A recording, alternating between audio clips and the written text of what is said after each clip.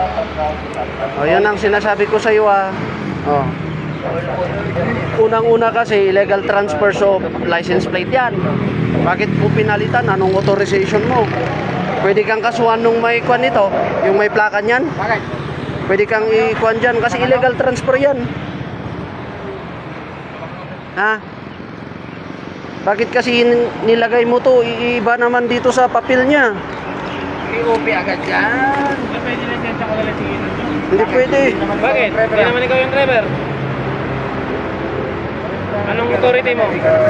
Kasama mo yan? Oo sir. Pinsang ko po. Anong nangyari dyan? Bakit? Diba yung papasok kasi kami school sir. Pero sa itong motor po sa akin to. Bakit ganyan yung plaka? Gamit ko lang sir. Ano? Sa'yo? Sabi niya binili niya. Opo, binili niya pero sa akin talaga yun sir. Binili niya sa akin. Tingnan ko ang license mo kung ikaw. Hindi pa naka-change name yan sir. Kahit yung isa kong motor, hindi pa po naka-change name yan. Hindi naka-change name, yung pinapakita nyo sa aming OR, nakapangalan sa'yo. Bakit sir? Oo. Parang Hindi sir, second owner po ako nito. Meron po yung ID nung tatlong pirma dyan. Oo nga, tingnan mo yan nakapangalan naman sa'yo. Ayan Hindi ba ikaw yan? Hindi ako yan sir. Di ba po yung pangalan ko? Yes sir. Oo. Hindi po ako yan. Second owner na ako niyan sir. O ngayon, ikaw yung dating may-ari niyan. Opo. O huliin kita ng illegal transfers of license plate. Kasi bakit yan ang nakalagay? Saan mo kinuha tong plakang to? Yan na rin yung nakakabit sir. Kahit po i-contact natin yung sa dating may-ari. Oo nga, bakit di mo nakikita yung OR mo? Hindi sir, ngayon ko lang din po kasi ginamit eh. Kasi yun talaga yung ginagamit ko sir. Oo nga, tignan mo dito. Ayan yung plaka. Opo. Bakit naging ganyan? Nung kinuha ko sir, tapos hindi ko na po napalit. So, ibig sabihin, hindi mo rin chine-check. Opo sir. Kasi sir, babaka-bakaking ko lang sa may subdivision lang sir. Oo nga. Ito lang po talaga yung ginagamit ko pag sa town. Yung problema niyan, unregistered, saka wala pang license. Paano namin i-release yan? Ha? Paano namin i-release yan? Tingnan natin kung tukmayang chassis. Chassis, sir. Parang deficit pa. Kuskus lang naman. Sino ang gumawa nito? Hindi naman yung original look niya. Ito, scrap lang. Wala Ani, kuha na lang, sir. Itikitan ta na may impound talata tayo. Verify ta pa first. Verify natin muna to. Kasi tingnan mo yung engine, sir.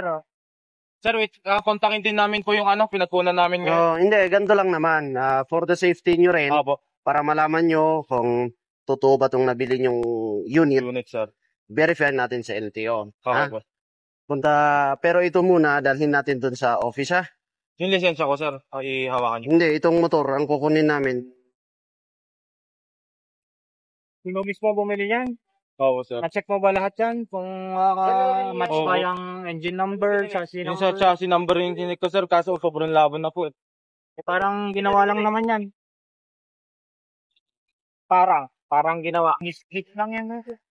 Kasi pag ito hindi nag-match dun sa plaka, kasi ayan yung pag ito di nag-match sa plaka, dalawa lang ang kalalabasan. Motor na tong motor.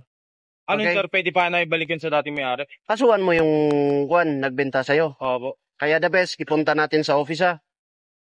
Sunduin mo na lang yung Bakit kasi ang lalakas ng loob na pag motorin yung walang license? Wala. Sir, linabol lang po namin exam. Hindi nga. Yan. Habol kayo ng exam, di mas lalo kayong nagka-problema. Sir Ngayon, i-verify muna natin. Kasi bakit iba yung plaka na ganyan yung chassis number. Di ba? Medyo alanganin tayo eh. Kasi pag yan at ito hindi nag-match, tapos ito may alarm, pasensya na kayo, ha? Okay. Sige, dali na. Pwede pa kayo na yun sa dating may-ari niyan? Oo, kasuhan mo yung... pa namin yan, sir. Kasuhan mo siya. Taga saan yung nagbenta sa'yo nito? Tagaluwakan, sir. Ito yung... Ano ito?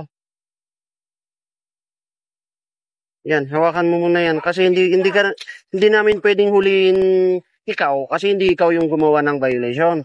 Siya naman ang may violation. Ang walang license kasi, wala silang business sa kalsada na magmotor-motor, ha? Okay, pa-drive mo yan. Punta tayo lahat dun sa opisina namin. Gamitin mo to. Punta mo to sa Compact 4. Halika na, escortan ka namin. Sige na, para tingnan natin kung legit tong unit na nabili mo. Para tingnan natin kung okay tong motorcycle. Sir. Kailan? Kaya ako lang din po pinagamit, sir. Sakto, pagbaba nyo dyan, lakarin nyo lang, ang lapit-lapit.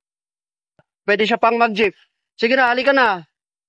Sige na, para matulungan namin kayo. Tingnan natin kung legit yung unit. Paano pag motor nap yan? Pati rin kayo madadamay sa kaso. So, bali yung motorcycle po is hindi naman po siya pala motor nap. Ha? Pero ang presumption kasi natin pag ganito po na medyo may tamper dun sa chassis number, naku po, ingat-ingat na lang po kayo. Kaya sa mga bumibili po dyan ng motorsiklo, lalo na pag hindi po kayo aware, magpa-assist po kayo sa may mga alam. Tignan yung chassis number, engine number, at saka yung plaka para pag-matchin nyo po. Ha? Tignan nyo po dun sa ORCR para at least ma-check nyo kung tama po yung nakakabit.